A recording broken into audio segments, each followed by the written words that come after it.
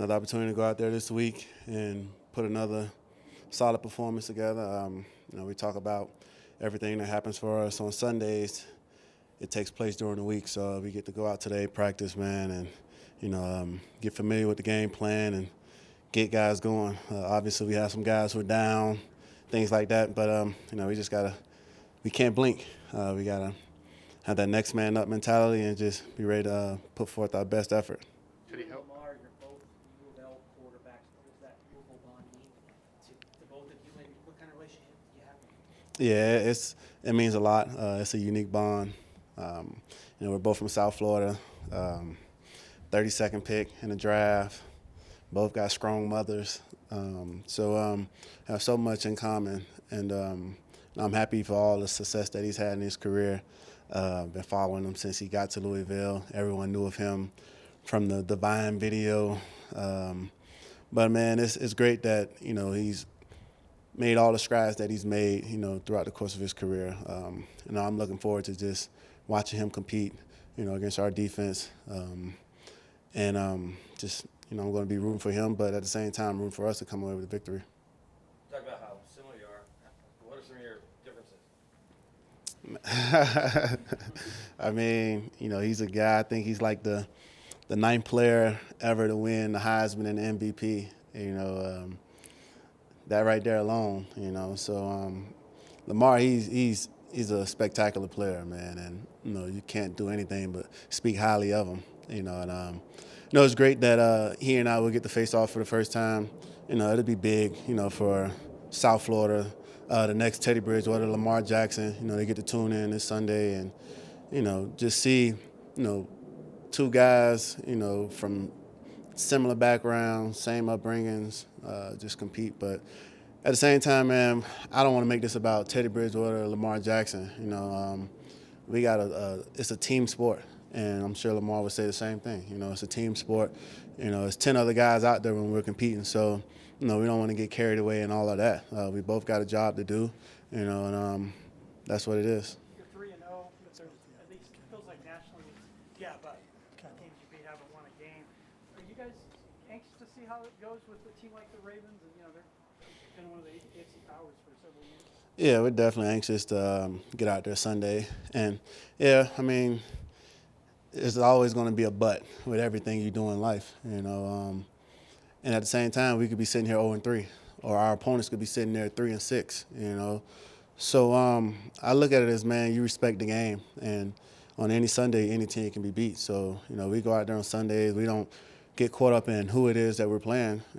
It's all about trying to make this team better, trying to move in the right direction. And we get an opportunity this Sunday against the Ravens, a team that's been winning for the past couple of years, been to the playoffs. So, it'll be a true test for sure. But all these games that we played have been tests also. Teddy, what do you expect from? You talk about how much they blitz Baltimore, how they like to blitz.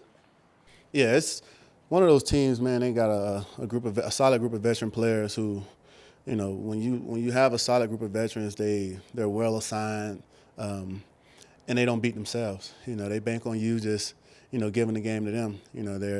They're sound with their stunts, their rushes, their pressures. They mix it up, and through repetition, you're able to disguise things differently.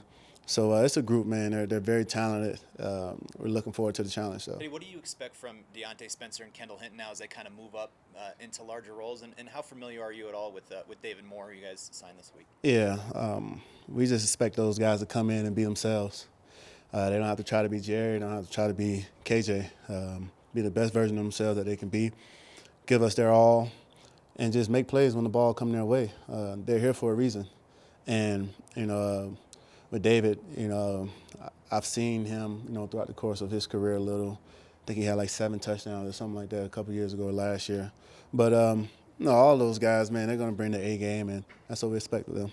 There was a lot made about the moment you shared with Justin after the game. Why was that important to you to do that? Man, we all come together for different reasons, And after every game, we just meet at the 50 and we pray. And I saw Justin was just doing the post-game interview, and I knew, he's always one of the guys that pray in that moment. And I just wanted to make sure that he got his blessing, his covering, as the game ended. we're connected through Christ, same beliefs and things like that. So, it was great. He shot me a text after the game, and it really meant a lot, But, it's just God, man, working in mysterious ways. You've been good against the blitz this year so far, productive. What's the key? That's where the quarterback makes his money? It's just understanding, man, your outlets and giving your guys a chance. And Coach Munch and those guys, the run game gurus and the pass game gurus, they do a great job of just coming up with solid plans for us to get into the right protections. Coach Sherm, he's doing a great job of just calling plays that gives the quarterback an outlet. And then the rest is on us to go out there and compete, and we're doing just that. Tim Patrick's been a really reliable guy for you the first 3 weeks. Can you talk just a little about your relationship and why is he a guy that you're going to throw to him, he's going to get it, got no drops? Nah, Tim, he's a dog, and he plays with this chip on his shoulder. And, he's an undrafted guy. And you watch Tim, he's always, if not the last guy, one of the last guys off the field every day. He's out here catching passes from Mark post-practice. And those little things right there are some of the reasons that he's having success on Sundays. He understands what we're asking him to do, and he's a competitor. So when you combine all those things together, and you get to Sunday and you just unleash it, it's showing why Tim is having the success that he's having. Have you talked to KJ at all? And if so, what's been the message? Yeah, I talk to KJ just about every day. And, I just remind him, man, those constant reminders that everything that you want is still in front of you. And this is just another obstacle in the way, but it's going to make the story 10 times better. And told him, man, I'm a living witness, and I'm a living testament of that. So, you got no reason to hang your head low. You're strong. You're a soldier. You're a survivor. Overcome this. Teddy, the Broncos are honoring cancer survivors this weekend. You've been really vocal about your mom's battle. What do you remember about that time, both from her and the people that kind of helped her along the way? Yeah, I just remember my mom, man. Losing her hair, things like that, fingernails turning black. She couldn't get out of the bed to go to the restroom on her own and things like that. And it really just taught me how to appreciate life and the simple things in life. And it taught me to always smile, because she was going through all of that and she was always smiling, giving off that positive energy. So, I'm,